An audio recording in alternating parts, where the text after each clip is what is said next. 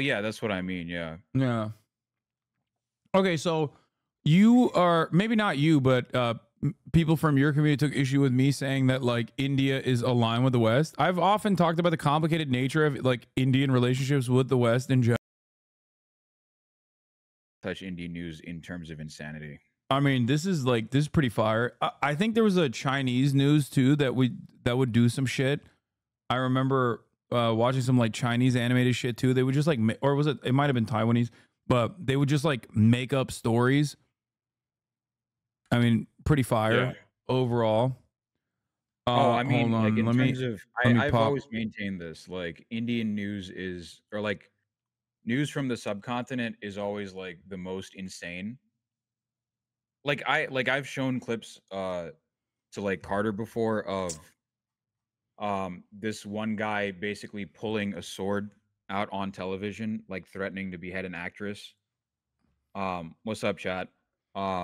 What does Yeah, she I've always do? maintained that our news is actually the most absolutely insane. Yeah. What does she do Carter to knows. deserve it? Her. Nah, it's really stupid. So the long story is that the guys that pulled out the sword they come from, it's a bit complicated to explain, but they come from, I guess, a caste like based organization called the Karni Sena, which represents Rajputs. And so there's a movie called Padmavati that came out like several years ago. And it was about how basically the Rajput queens and the Rajput, like there's a love sequence between like Alauddin Khilji, who was like one of the leaders of like the head of the Delhi Sultanate. And there was like a dream sequence where he fell in love with the Rajput Hindu woman. And so the people over at like the Karni Sena got incredibly pissed. And they were like, all right, actually, let me just pull out the clip. I'll show you what I mean. Let me pull out the clip so I can show you. Karni Sena, Sword Inch Studio. Let me DM it to you. This is what I mean. Like Indian news is top tier insanity. I'm almost weirdly proud in a sense that we have the most insane news. Okay, go all the way to the beginning. Go to the beginning. I'm gonna share it with you too, so we can look at it together. Yeah. Just go all the way to the beginning first, because you'll see what I mean. Padmavati के होने का आपके पास क्या proof है? इतिहास के पन्नों में दर्ज है। इतिहास के पन्नों में दर्ज है 16,000 रानियों के साथ उन्होंने जोहर किया था। मैं मान के चल रहा हूँ कि आप इतिहास पढ़ते हैं, आप पढ़ चुके हैं इतिहास। आप कहाँ तक पढ़े हैं? आपने क्या पढ़ा है इतिहास में पद्मावती का? मैं केवल Bro is pulling out the blicky. Like that's yo, Americans do this shit and we celebrate it. You know, my man is. No, the only reason we have swords is because guns are not as easy to procure in India. That's the reason. Yeah, because you're not a free country. Well, not you, but India is not a free country. Oh, we're not. We've never been a free country, to be honest. Like, no, that's what, but like freedom in the American way, I'm saying. Like, oh, well, yeah, that's what I mean. Yeah. Yeah. Okay, so you are maybe not you, but people from your community took issue with me saying that like India is aligned with the West. I've often talked about the complicated nature of like Indian relationships with the West in general. Yeah. But I would say that like broadly it is seen as like a neoliberal project. Would you disagree with that as far as like? No, I don't disagree with that at all. So I think we're both on the same page of like India being a neoliberal project, as to say like the neoliberalism project in India didn't start with Modi. It started a long time ago, especially like it started since the 90s, and it started like it's like Vajpayee was one of the major accelerators of the neoliberal project, and then even under Congress you had Manmohan Singh. He basically accelerated that neoliberalism project, which led to Modi. So I think we're on the same page on that. I think the issue that I had originally taken issue with to begin with was because like unfortunately, like the way it was framed, it made it seem like the United States was just like dictating every one of India's moves. No. Right? Yeah. So that's where I think we took it. That's where I was like, hey, whoa, there's a little bit more complications to that, is what I would say that even Pakistan is a bigger client to India in that regard.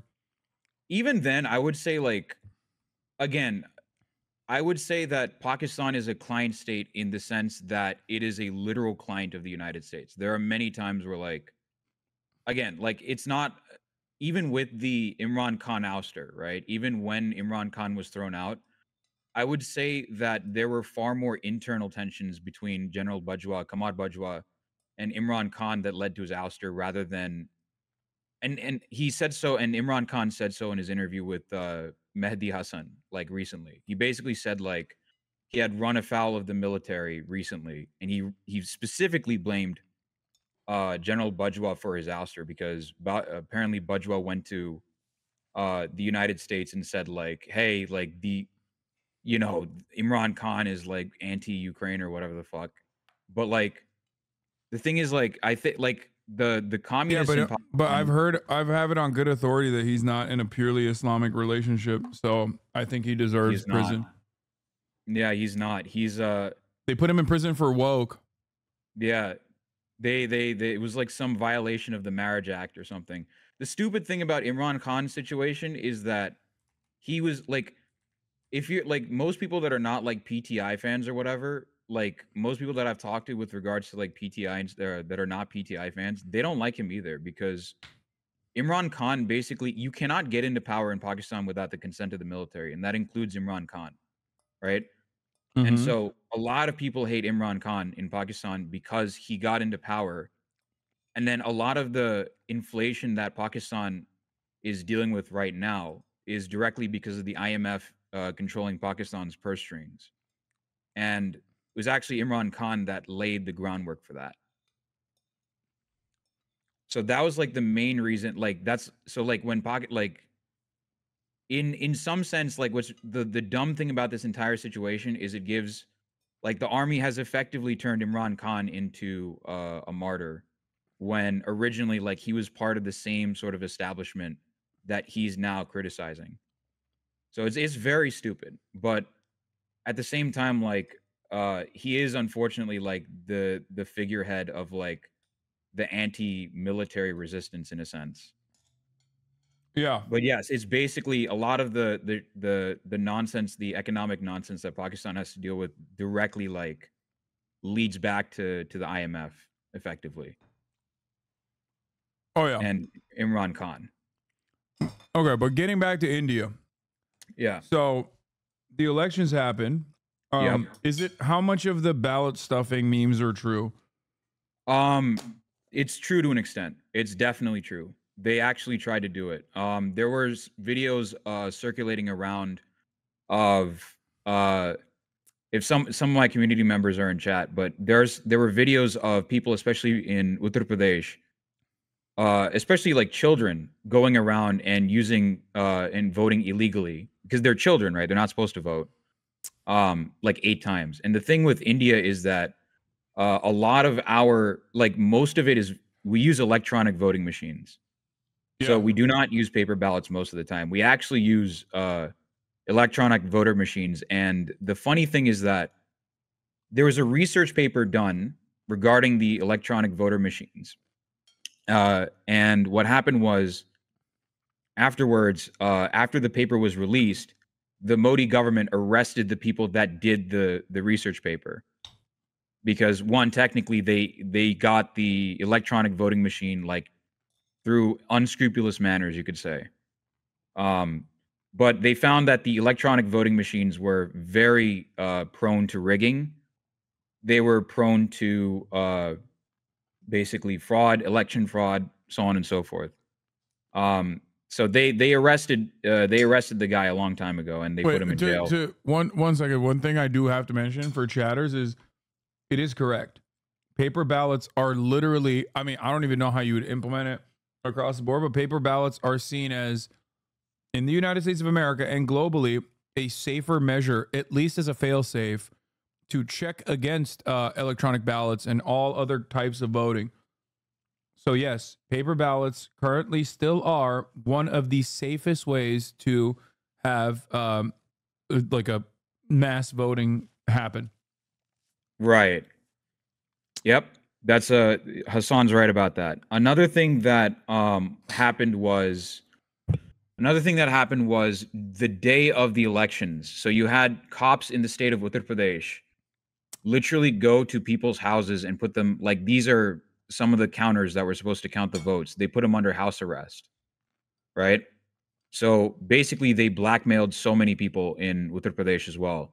So it's definitely, and like, in addition to like the direct outright rigging that the Modi government tried to do over the past election, they also tried to do, they also froze the opposition's bank account right before the elections. And so they basically made it so that Congress and the opposition, the India alliance, could not actually campaign during the last leg of the election, right? Yeah, so actually I think, yeah, India's press freedom is actually really, really bad. It's below Turkey, and it's actually below Palestine. Palestine has a higher press freedom index than India does. Bro, below Turkey? That's crazy. I thought Turkey was like one of the worst, if not the worst on the planet. It is. No, Turkey, yeah, it has a press freedom worse than Turkey. It has a press freedom worse than Sri Lanka, which is surprising. Because if you know anything about Sri Lanka's press freedom, they openly assassinated journalists left and right throughout like decades. And especially if you're Tamil, they assassinated you, right? If you're a Tamil journalist or you're a Tamil, if you were a Tamil person that was speaking out against the government in Sri Lanka, you got murked immediately. Well, right? Israel and it seems India aligned on the not letting Al Jazeera into their country to do correspondence. Oh, yeah. Oh, yeah. No.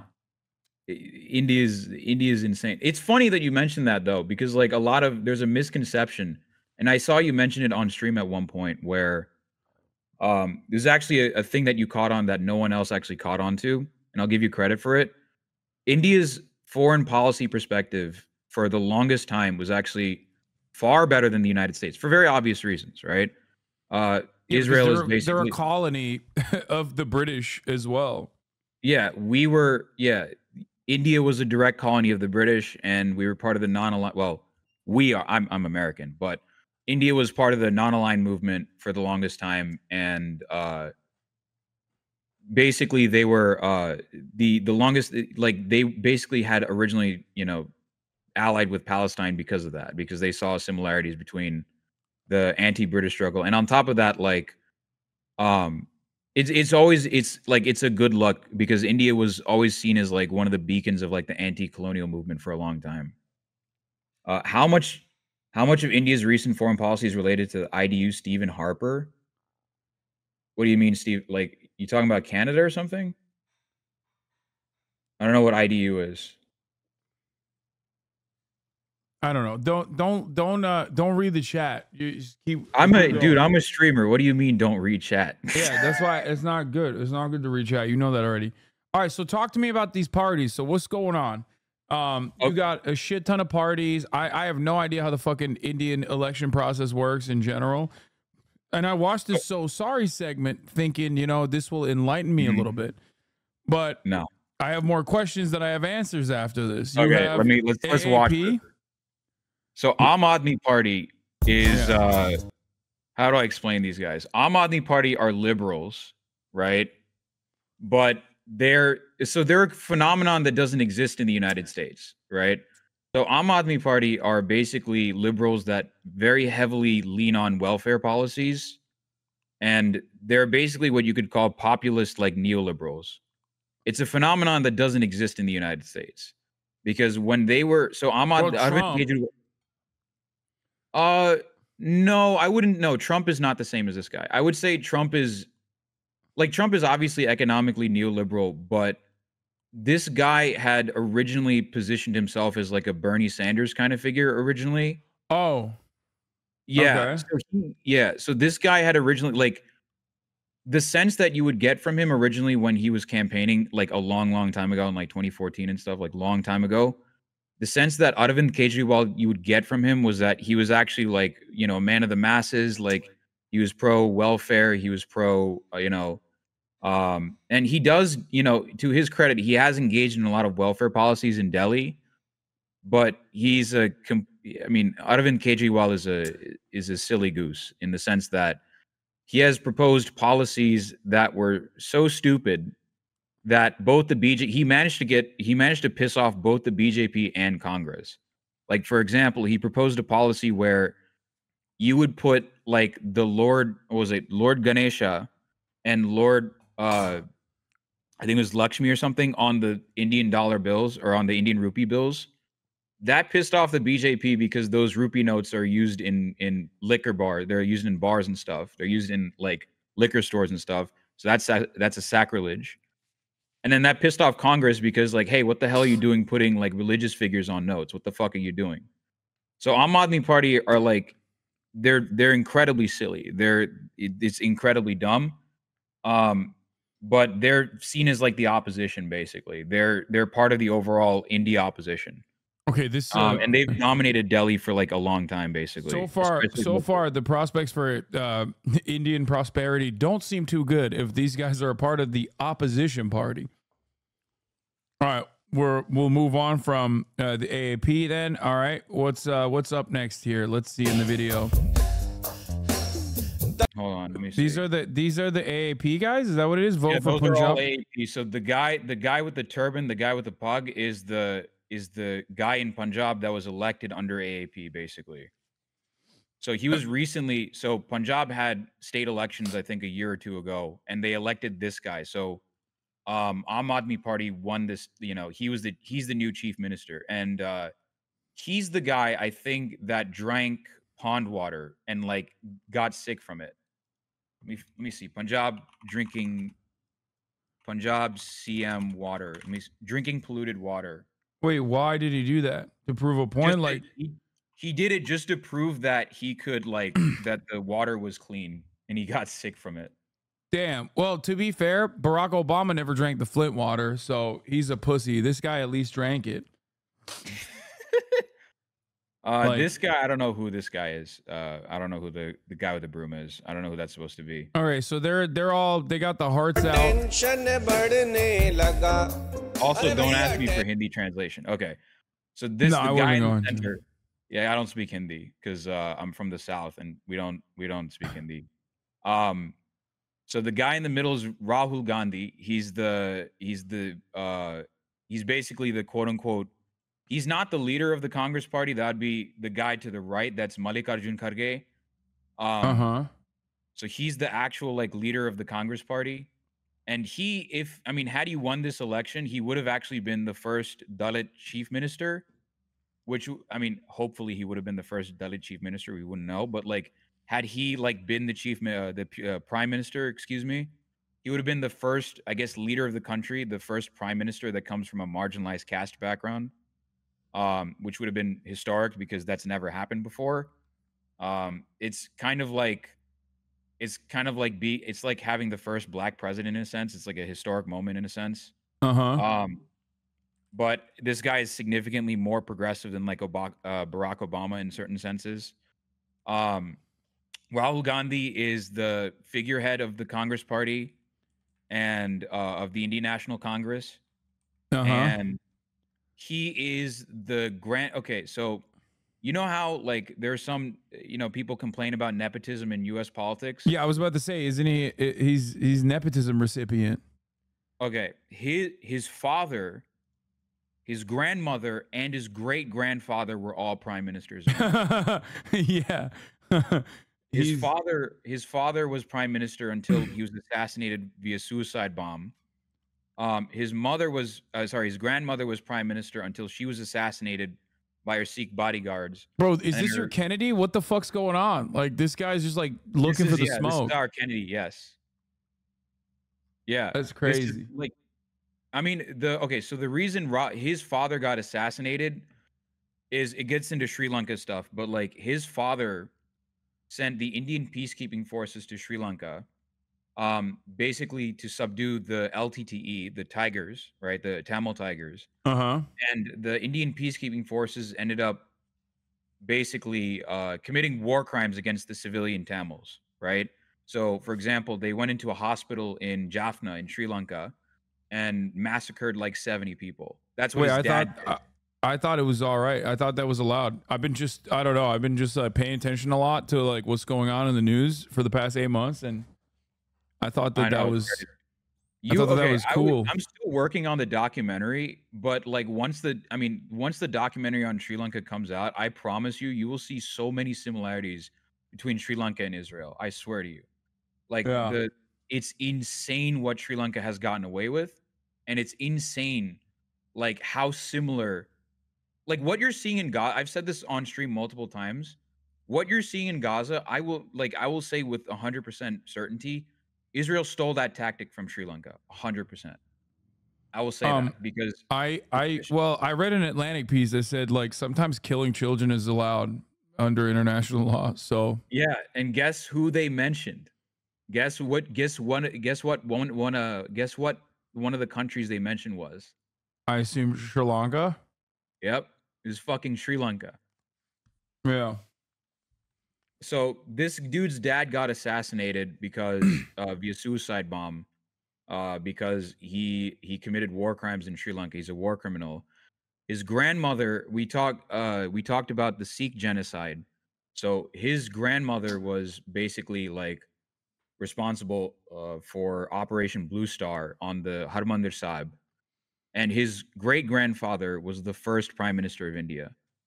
So this dude is like big time nepo baby. And then the guy to the left is actually one of the MVPs of this election, Akhilesh Yadav, who's also a nepo baby as well. Akhilesh Yadav is the head of the Samajwadi Party. And the Samajwadi means socialist in Hindi. No, they're not socialist. They're not socialist. Chad is gonna have to get used to the fact that like socialism means dick in this region. It doesn't. But it also is not like it doesn't hold the same like immediate negative connotations that it does in America. Otherwise, they wouldn't slap it on as a popular positive sentiment. No, socialism in the subcontinent, aside from maybe Pakistan, has always been like a sort of like if you say you're socialist, people aren't gonna be like, yo, like what the fuck's wrong with you? Right? Yeah, it's an active political party, especially in India. As far as I understand, it has like one of the largest active communist parties on the planet, right? I mean, yeah, the CPIM is one of the largest communist parties, and yeah, basically they're one of the largest communist parties. And chat, don't get your expectations too high about them either. Don't get your expectations high about them either. Like, I think one of my chatters mentioned earlier in one of your chats. Someone said the Communist Party in West Bengal literally started doing corporate land grabs because they're. No, that's not the reason why. So the biggest complaint about the communists, the land grabs, what do you call it? I think you're referencing the Maoists though. What led to the Maoists though? The biggest complaint about the CPIM is that, and in most of the communist parties in India, is that they've always been captured by the upper castes. They've always been captured by the upper castes, and so when it comes to, especially particularly caste issues, you cannot talk about Indian politics without even mentioning caste. It's like caste is incredibly ingrained into Indian society, and caste is not the same thing as class either. And I've mentioned this before. Caste is something you're basically born with permanently, right? So you are born to a particular caste. You can never change it. So as improbable as it is, you can always become like a business owner. You can always change your relationship to the means of production, no matter how improbable it is, right? It's always a theoretical possibility. But caste is something that no matter what you're born to, like if you're born into a Dalit caste, like the most oppressed caste in India, there's just gonna be certain areas that you cannot go to and you cannot be vocal. Otherwise, you'll be like beaten up, or you'll be, like it's in very similar. You can kind of think of it as very similar to, it's the closest thing India has to race in a sense. That's how like I forget which there was a political scientist that made that comparison, specifically talking about the caste structure and how and its similarities to like the American racial segregation in the Jim Crow South. I know who you're talking about, but I forgot her name. But there's a guy called Suraj Jangde, who's part of who's like a huge intellectual here in the United States. who talks about like who actually is like working with African American studies professors to sort of like bridge the gap between the two, right? So like, and it's also like Dr. B.R. Ambedkar, who was like the framer of the Constitution. He's the guy who made the Constitution of India, who comes from a Dalit caste himself, who came from Dalit caste himself. He was actually, I believe, he was actually in correspondences with W.E.B. Du Bois, actually. So he was actually like he was pen pals with like Du Bois and stuff. I'm pretty sure. Wasn't the caste structure also accelerated? Not, I mean, there was historical basis for it, but it accelerated after or during colonialism, like colonial occupation as well. So what happened under the British was the British rigidified the caste system. So what happened was when the British came to India, so the Brahmins who occupy like the topmost part of the caste structure, they were the ones that occupied like all of the major like administrative positions, the clerical positions under the British, right? And so what happened was, I mean, the caste census was, really done under the British. So that's what led to sort of the inculcation of caste consciousness in India. But what happened was, it was a lot like this idea of like Hindu Muslim was actually a funny thing is that even the idea of Hinduism being a united religion was also like a weirdly British creation. It didn't exist before the British came. Like the very concept of Hinduism as you and everyone in chat knows it today, that didn't exist until the British came. And that's because basically the Brahmins, who were the caste collaborators with the British, they were the ones that basically told the British, we have this religion called Hinduism, and everyone in India practices this religion. And they basically used the religious texts that they wrote, the Manusmriti, the Dharma Shastras, and all of these books that they wrote. They presented them to the British, and the British basically started calling everyone that wasn't a Muslim or a Christian a Hindu. And so you had all of these different castes, like that had nothing to do with each other, that had very different practices, that were now basically immediately following the same practices because they were legally enforced by the British under the Brahmins. So they were following Brahminical practices under the British suddenly. And this is because the Brahmins actually collaborated with the British to create this idea of Hinduism and basically enforce it upon everyone. So caste actually in that sense became even more rigidified under the British, right?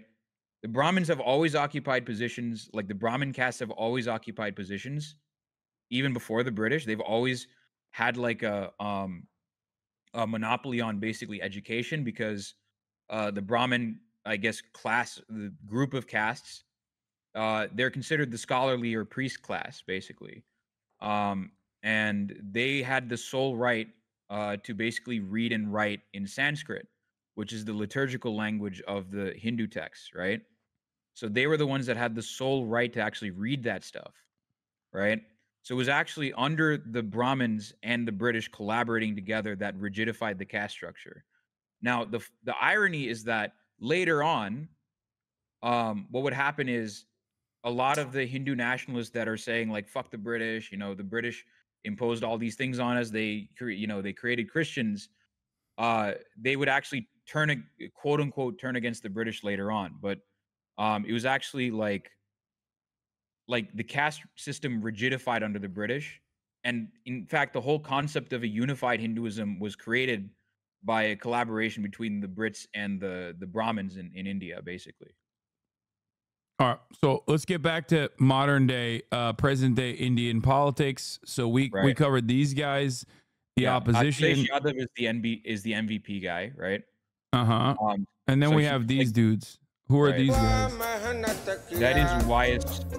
That is go back. I know the guy in the middle. I think that is RJD. I think that is Tejasvi Yadav. Why they got a cow back there? I think the guy in the middle is supposed to be YSR Reddy. I don't know who that is. I don't know who that's supposed to be. Lalu and Tejasvi. Yeah, Lalu Yadav, Tejasvi Yadav. Yeah, it's Lalu Yadav and Tejasvi Yadav. So those are the two dominant. So that party is the dominant party in Bihar, basically, RJD. So yeah, Lalu and Tejasvi Yadav. So that's the dominant party in the state of Bihar, basically. They represent a dairy farmer caste. Yeah, Yadav is an OBC caste. So Yadav is Yadavan is basically like a cattle farmer caste. And it's not like the again, when I talk about caste, you've probably seen like the pyramid of like different castes that you've seen before: Brahmin, Kshatriya, Vaishya, Shudra. It's the food pyramid, right? So that's not what I mean by caste. Within each and every single one of those categories, there are even further like subdivisions, right? And those subdivisions are what we call caste, right? So Yadav is a specific kind of caste within, I believe, either Kshatriya or Shudra, basically. One of those two. Bro, But that's too many things to pay. That's too many things to pay adherence to. That's crazy. no, That's wild. it's advanced racism, basically. Yes, it's advanced. Yeah. So these are the dominant parties of Bihar, basically. This is the dominant people of Bihar. These guys are like, they don't like Modi. These guys hate Modi. They're not the biggest fans of Modi. They're kind of like, the best way you can describe these guys is they're kind of like working class, like Appalachian dudes in a sense. They're kind of the equivalent of like Appalachian dudes in like India that are like weirdly like pro working class, I guess. Like there's no real way to describe what these guys are basically like, but yeah, Muslim plus Yadav vote base, yeah. Okay. All right, moving on from these dudes. This lady TMC. That is Mamta Banerjee. So that is Mamta Banerjee. She's the leader, or she's like the current chief minister of West Bengal. And Mamta Banerjee sucks. Mamta Banerjee actually she sucks. She's almost no different from Modi. She basically got into power through two mechanisms. One, she ran basically on entirely anti-communist shit. But the catch to that is like the Communist Party in West Bengal were basically kind of thugs. So there were like atrocities that were committed by the Communist Party, but she kind of basically weaponized that and said like, well, communism as a whole is bad. Like left-wing politics is bad. Elect me. That's basically like how she got into power.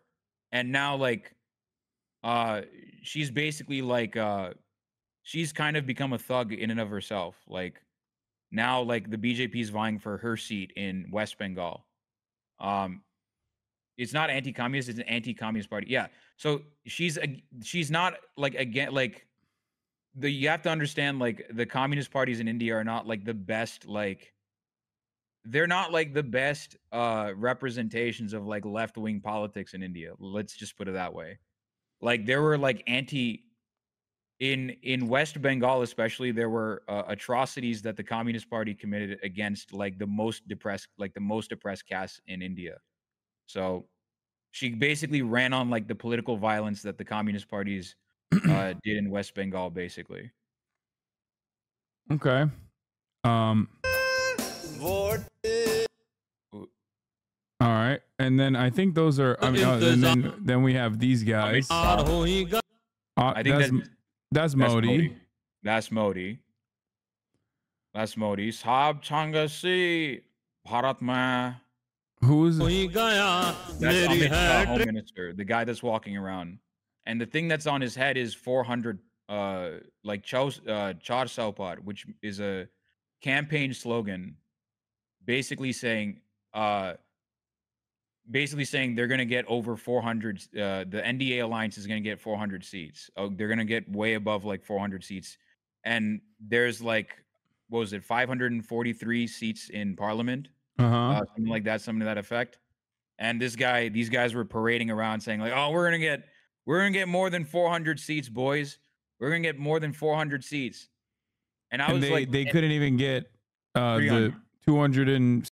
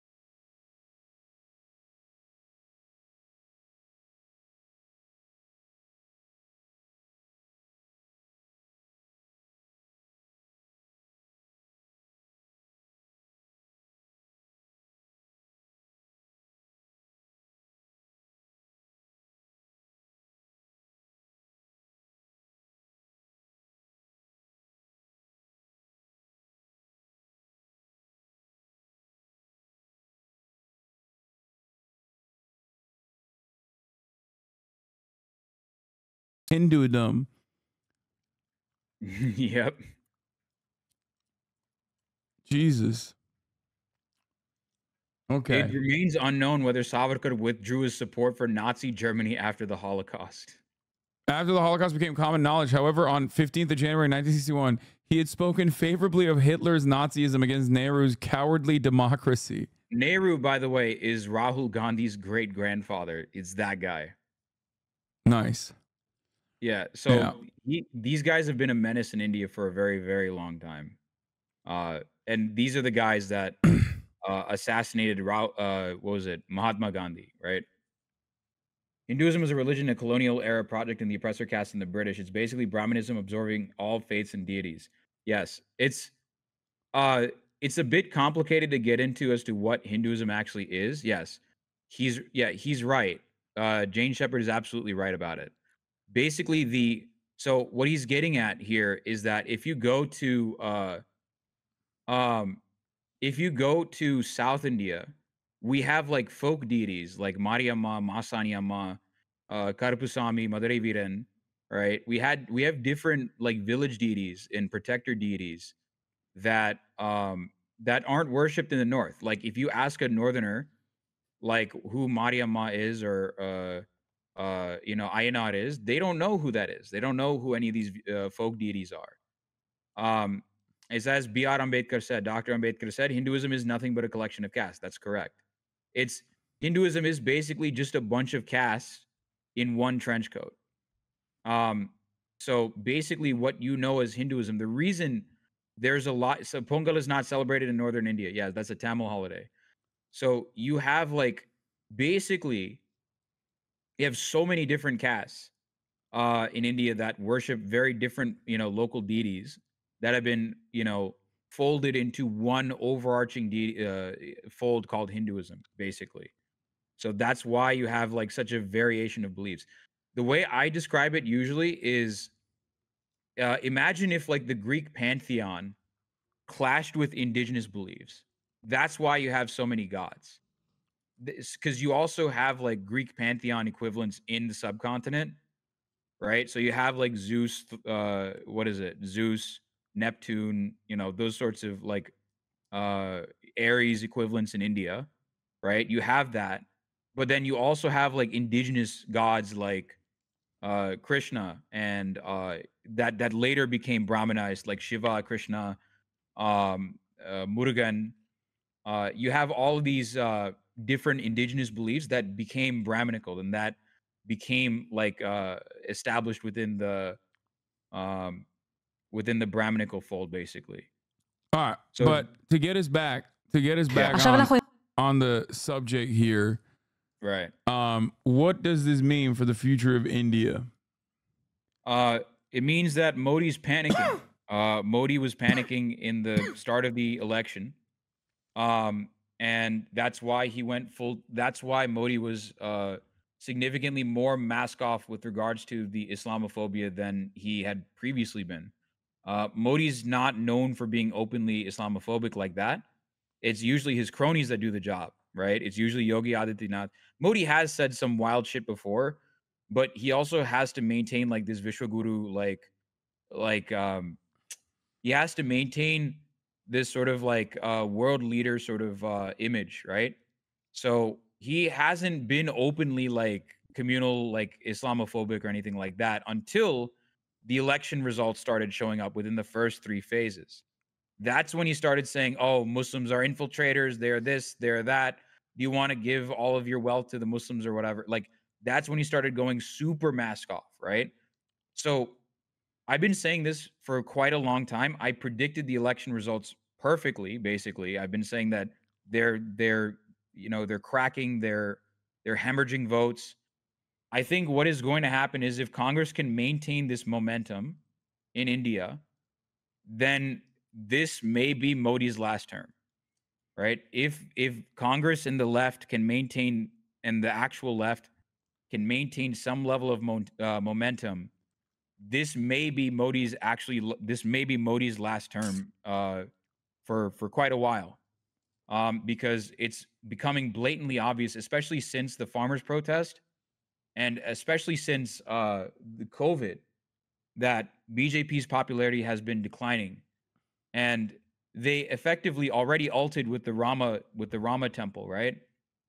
By trying to be like, oh, we did what we set out to do. We did everything that we set out to do. We built the Rama temple in Ayodhya, and people within that town itself told them to piss off. So what is likely to happen is Modi's grip on India is going to continue to diminish. It is going to go down. There's a lot of hopium to take away from this. It is going to get better, right? And like to put it into context, India handled COVID far worse than the United States did. There were far more deaths in India than there were in the United States. 6 times more. 6 times. Actually, I think 12 actually. Yeah, 6 times more. Yeah. 6 to 12 times more. It was that bad. People were dying of black fungus. Do you think India January 6th or Modi turning more authoritarian? Modi cannot turn more authoritarian this time around. He's actually in the hot seat right now. He's actually under a lot of pressure at the moment because the other members of the so the BJP didn't outright win the majority. They did not win the majority. Their coalition did. So in these sorts of situations in parliament, the way it works is the smaller parties within the coalition have significantly more power over BJP because now they have the mandate to make demands of the BJP. So BJP's strength has significantly weakened. The other members of the coalition are stronger. And what we're going to see, it was this generational shift that we see. Yes, we're seeing a huge shift in the sort of popularity of the BJP. India is moving away. I mean, it's not like if Congress gets into power, everything's going to be fine. It's not like there's still a neoliberal party. They still, oh yes, Umar Khalid is still in jail. Unfortunately, Umar Khalid was a student that was locked up under the BJP under the Unlawful Activities Prevention Act, which is a draconian law passed under Congress, by the way, I believe. Yes, Umar Khalid. Yes, he's still in jail because he was locked up under the Unlawful Activities Prevention Act, which is a draconian law that India has, and it's been around since like much earlier, right? Even under Congress, right? And it basically enables the Indian government to arrest you. It's basically allows you to arrest anyone that you think is a threat to the state, basically. So he was locked up under that law, and he's still in prison, right? He's been demanding to get bail. The Supreme Court has outright denied his bail. He's been in jail for how long has he been in jail for? He's been in jail for like 4 or 5 years or something like that. Even longer, I think. He's been in jail for quite a long time, like half a decade at least. And so yeah, I guess and Congress unfortunately hasn't said anything about releasing Umar Khalid, which is ridiculous in my opinion. But yeah, what I think is going to happen going forward is that BJP's power is absolutely going to weaken. It's been on the writing. It's been on the wall for quite a while, right? BJP's popularity waning has been on the wall for at least a couple of years at this point. They lost Karnataka last year because of how badly they fumbled it. And they lost UP. They lost 50 seats in UP last year or so, something like that. And they're continuing to hemorrhage seats. So Modi's in a position where he can either, kind of, I don't think he's in a position to really do anything because he wants to pursue fascism and even further neoliberal policies. And there's also beginnings of an internal division between Modi and the RSS as well that he has to contend with. So basically, the BJP is in a position where they're actually panicking. They're not in a great position right now. And that's why all the Hindu nationalists in India, and it was actually rural India that delivered this L to Modi. It was the rural farmers of Uttar Pradesh. It was the rural people of the state of Uttar Pradesh that handed this fat ass L to Modi. It was Uttar Pradesh was like one of the everyone was saying, oh, Modi's going to grab Uttar Pradesh. But the truth is, Uttar Pradesh is actually rural Uttar Pradesh is actually quite conscious of their material conditions. they know when Modi is like not putting food on the fucking table. And they know when the government is not putting food on the table, and they voted and they said, fuck you, Modi, get out. So I think what's going to happen even further is Indians are beginning to say, hold on a second. We've been fucked over by Modi. We've been fucked over by BJP. Wealth inequality right now is worse than it was under British rule. The wealth inequality is significantly worse than it was under British rule. And I've been calling this for about a month. I've been calling this election for about a month. I said, like, unless the BJP outright rigs it, they are going to hemorrhage seats. And I was proven, basically. And it is going to get worse for the BJP, basically. Okay. All right. I mean, that's some good news, at least. Yeah. And not that the alternative is any... I mean, the alternative won't be as, like, aggressive, it seems. But they'll still be implementing the same economic policies. Yes and no. I mean, overall, they're not going to change the capitalism, but they're probably going to implement like way better welfare policies than what the Modi administration has done, basically. Okay. All right. Well, before I go, I do want to introduce you to one particular music video, and it is a banger. And chat, it is exactly what you think it is, guys. It's time to love charge Hasan. They've been asking, they've been demanding you play this, send this to me. Yes, it is Love Charger. This guy. Where is it? I got you. Check your DMs. News is absolutely bonkers. Like, murder conviction, castration of followers. Oh yeah, hundreds of followers, hundreds. Yeah, 400 of his followers. Bro, after like the second castration, people got to be like, okay, what the fuck are we doing here? He went for 400. Bro, this dude is like a global phenomenon. Like this guy is like, you know, I just realized it's only when I talk to outsiders about like Indian politics that I realize how fucking insane we are. What like, the fuck? He just killed. Insane. He killed someone outside of his home after reporting articles on the rape charges. Afterwards, his father gave a letter to the police implicating their members. On 17th, Ram Rahim was sentenced to life imprisonment by special CBI court along with 3 other men involved. Yeah. No, there's a guy from India called Nityan and the... Wait, there were riots? What? Wait, his defense. In 2014, Ram Rahim said he was impotent since 1990. That's insane. Wait, so why isn't he in prison? I don't understand. No, he was just recently let out on bail, actually. Oh, he was in prison. He's on parole. He was in prison. He's out on bail. He's out on parole. Yeah, he was again, January 19th, 2024. Ram Rahim was again granted parole. Last sentence right there. He was again granted parole, this time for 50 days. Why did they just keep giving him parole? Because he's pro BJP, basically. Wait, I thought he was like, it feels like he's anti Muslim and also anti Hindutva, I thought, but I guess maybe not. This dude is I mean, the way it works is like if you just join BJP, like there's a guy called Brij Bhushan Singh, right? Let me type the name. This guy's also like he was the head of like the Wrestling Federation of India, right? Right? Like he was the head of like the Wrestling Federation of India. And he basically, I think, sexually harassed and I think raped a couple of wrestlers. But the moment he joined BJP, all of his like investigations, like he's never been held accountable for that. Okay. Right? So India, he has he holds Guinness World Records for drives. Wait, what? Organized drives for blood pressure, diabetes, and cholesterol screening. He also has a movement against prostitution. And he got an invitation from the United Nations. The United Nations water body on their official Twitter handle had invited Ram Rahim and his adopted daughter, Honeypreet Insan, to support its World Toilet Day event, which was, it sounds like a joke. The rationale behind the UN decision to invite two of India's most controversial figures is still puzzling, as the tweets were later taken down without any clarification.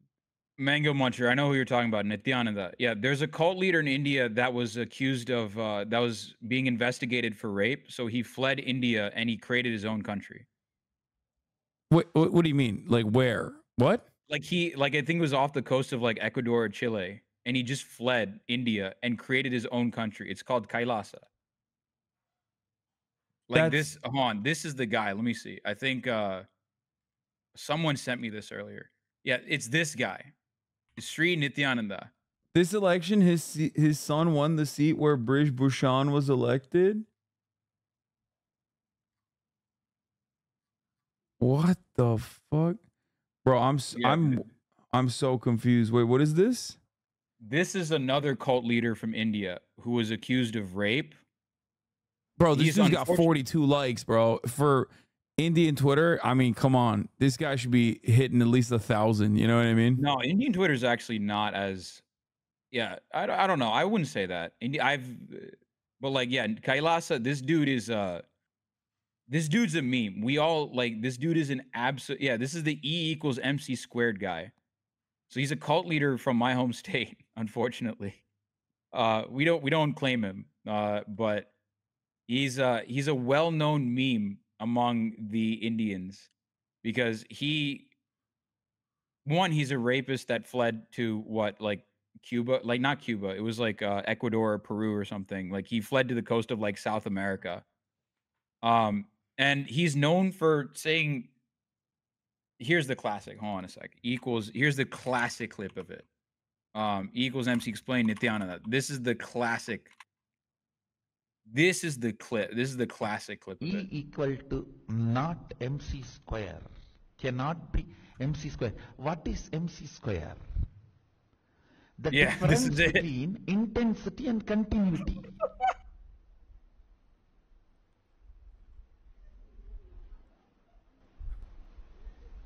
What is energy? What is matter? Matter is continuity, energy is intensity. MC. Bro, this guy needs to have a link up with Terrence Howard. That's all. That is all. That's his hair, right? That's all of his. Oh shit! I didn't even realize. I thought that was like a hat. All his locks. What do you call as matter? Anything continue. What do you call as energy? Anything intense. The intensity and continuity is separate for a non-veg crooked brain which has seen only ups and downs. Only a He's cooking, bro. You don't understand it. Vegetarian brain which can retain the experiences continuously without losing the intensity can understand M and C is not MC. It is MC. I don't even know what the fuck I don't understand what he's saying. Here's the classic clip of Republic TV. This is basically Tucker Carlson's program. And this is like one more clip of how insane Indian politics. What? Are they doing like, wait, are they doing TikTok style versus shit? You know how like on TikTok Live they do verses? The context here is that the guy on the right is a guy they hired from Pakistan to come on to the show. And the guy on the left, I don't know who he is, but basically this is primetime television. And they basically are doing, this is in the wake of the Pulwama attacks, right? And so what you're seeing is that what? They're basically they're saying I'll destroy your country. No, I'll destroy your country. That's basically it. At least, you know what I've found out? At least they have fun, okay? And that's what's important here. Yeah. That they have fun.